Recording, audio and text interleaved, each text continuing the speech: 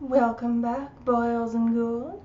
Look, I know it's hard to believe considering I'm now the picture of mental stability, but there was once a time when I was an angsty teenager. And I do mean full-on angsty. I idealized death, particularly my own death, whether that makes it better or not, I don't know. I insisted that I wasn't like other girls, without realizing the misogynistic implications of stating that I was different just because I was into things like reading. And when boys expressed interest in me, I covered for the fact that I was too shy to talk to them by instead claiming that I was too cool for them. So all in all, is it really all that surprising that I gravitated toward the 2000 werewolf movie Ginger Snaps? Plus, it really didn't hurt that Katharine Isabelle had those big blue eyes that just made my little bisexual heart melt back in the day, you know? This movie was a big part of my teenage experience. Hell, it was a big part of my childhood experience. I was 5 years old when the movie came out, and I can still remember my mom telling me that I was too young to watch it. So the minute she went out of the house, my sister and I snuck to the TV and put it on. But how does the movie hold up 20 years later? Is this Canadian cult classic worth howling at the moon over? Or has it gone to the dogs? Well, that's what we're here to find out.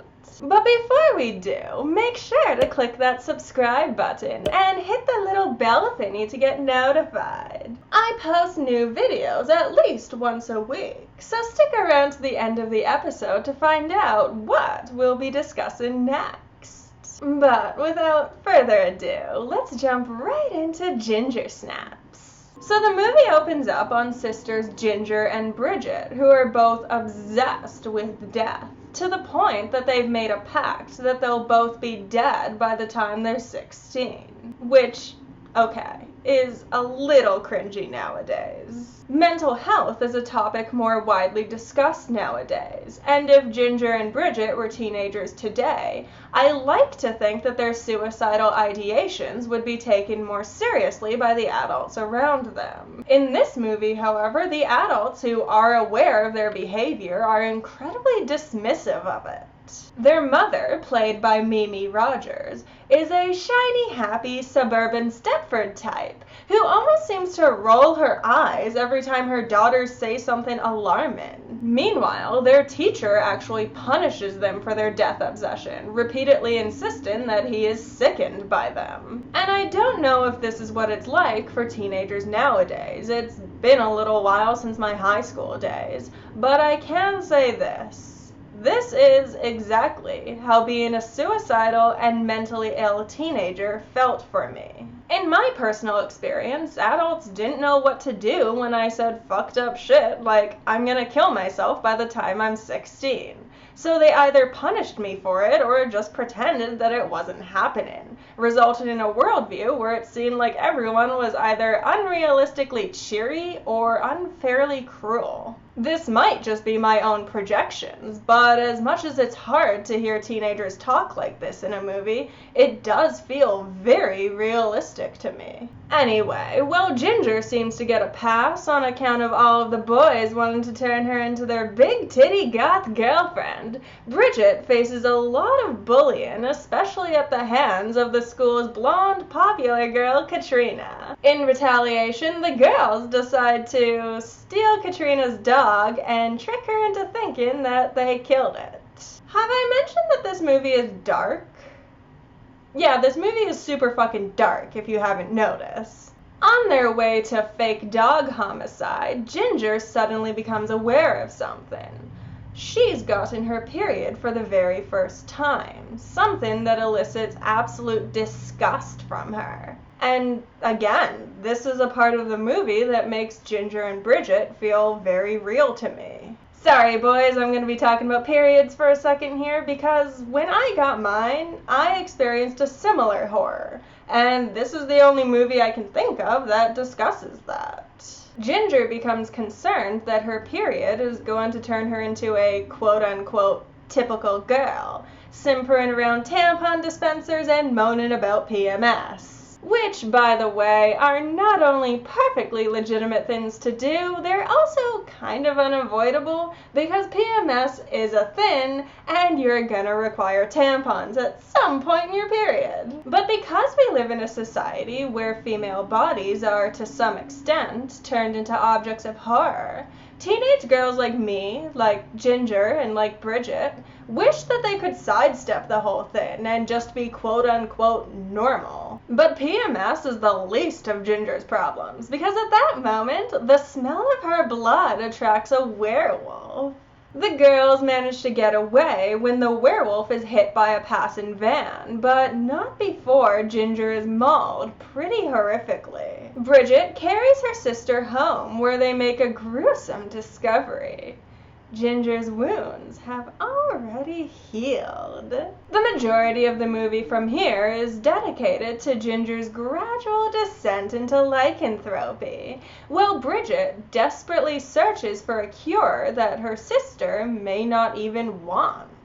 Because you see, being a werewolf has its perks. Well, it may make you grow hair in places where there was no hair before, bleed profusely, and experience terrible cramps. It also makes you completely irresistible and insatiably thirsty. And yes, I do mean that in a sex way at first. But when Ginger potentially rapes one of the boys at school, she learns that it isn't sex she wants, it's blood. Something that horrifies her at first, but that she quickly learns to enjoy. Meanwhile, Bridget seeks out the driver of the van that hit the werewolf, a drug dealer named Sam who uses his chemical know-how to help her find a cure. Ginger accuses Bridget of abandoning her for a boy, something that does often happen when someone becomes romantically involved for the first time. But the thing is, Bridget never pursues Sam in a romantic or sexual way. Her focus is always on Ginger, on helping Ginger in any way she can, as your focus probably would be if your beloved sister was turning into a werewolf. The sisterhood bond truly is the most important relationship in the movie.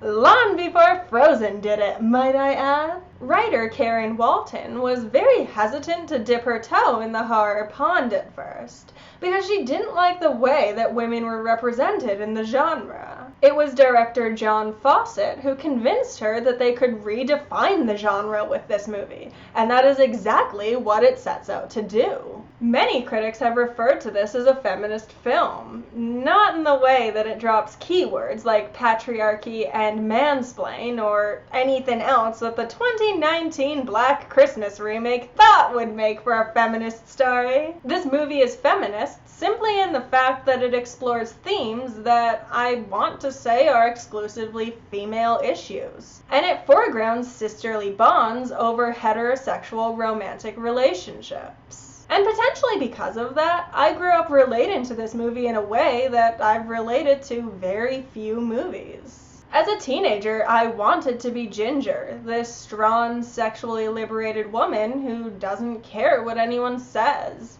Even if adulthood has taught me that maybe I don't want to rape people or rip their throats out or seduce my little sister's possible boyfriend with the intention of getting him out of my way by killing him. But more than anything, as a teenager, I was Bridget, this meek outsider who didn't know what to do or how to fix things, even despite my best attempts. These girls feel very real to me, and you want to see them reach a happy end, even if the movie's bleak tone sets you up for the knowledge that there is no happy end for them. And normally, I'm not a big fan of bleak movies. As a bipolar woman, I'm prone to depressive episodes, and sometimes bleak movies can trigger that in me. But there is something about how likable these characters are, as well as how stylish the whole film is, that makes me overlook how depressing it all is. And did I mention the gore? Yeah, this movie doesn't hold back in any regard. It's raw, it's hard to watch. It's the teenage girl experience, flayed and displayed for all to see. And sure, there are some ways where the film didn't age well. The possible rape of Ginger's male classmate is very awkwardly handled, to the point that I'm not even sure the movie thinks of it as rape. The only way that I'm able to forgive the movie for that scene is that the rape is performed by Ginger, who later goes on to horrifically murder a few people, so I'm not sure we're supposed to view her as the pinnacle of moral superiority. And if the 2019 Black Christmas remake has taught me anything, it's that horror writers are still struggling to figure out how to tell a proper feminist story. And if you were to ask me how I think it should be done, I would recommend this movie before any other. Now, remember to hit that subscribe button before you go and click the little bell thingy to get notified. Because next week, we're talking about the eerie 2020 sci-fi horror film Vivarium, and you won't want to miss it. But for now, thank you so much for watching, my pets. Love you.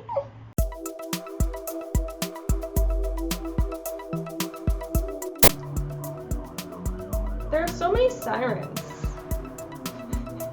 I really do feel like I'm living in the apocalypse. There are constant sirens outside my apartment, and it's making filming like a bitch.